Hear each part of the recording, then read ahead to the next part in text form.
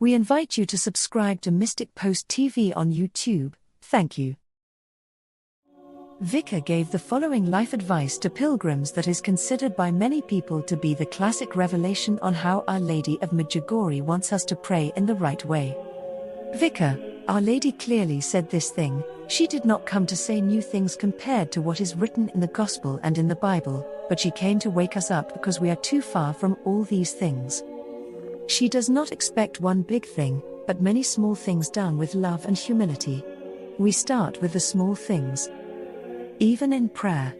It is useless to pray for hours if you then just pray with your mouth. In this way a person feels more empty inside than before. The important thing is to start praying a little, but what one prays must be prayed with the heart and with love.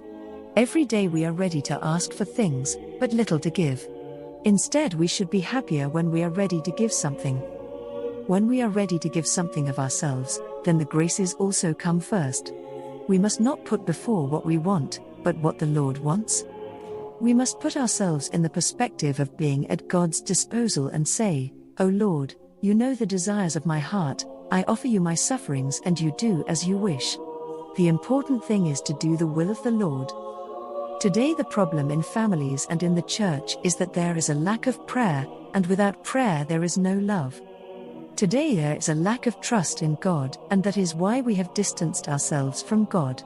Today in families and parishes we no longer speak to each other, and this is the field in which Satan dominates. Our Lady, on the other hand, tells us that without prayer we cannot go on.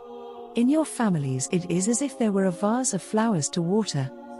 If you put a little water in this vase every day you will notice that the flowers grow and become beautiful. The same thing is true for our heart. If we put 2 or 3 prayers made with the heart, then we see that our love grows more and more.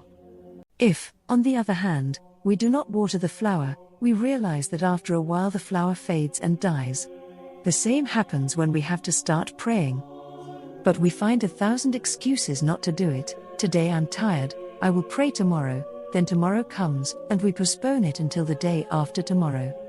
By doing so, every day we turn away from prayer and our hearts go completely elsewhere. Our Lady tells us that, as a flower cannot live without water, so we cannot live without God's grace. Prayer done with the heart cannot be studied, it can only be lived, taking a step forward day by day.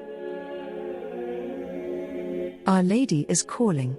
God bless and thank you for watching Mystic Post TV.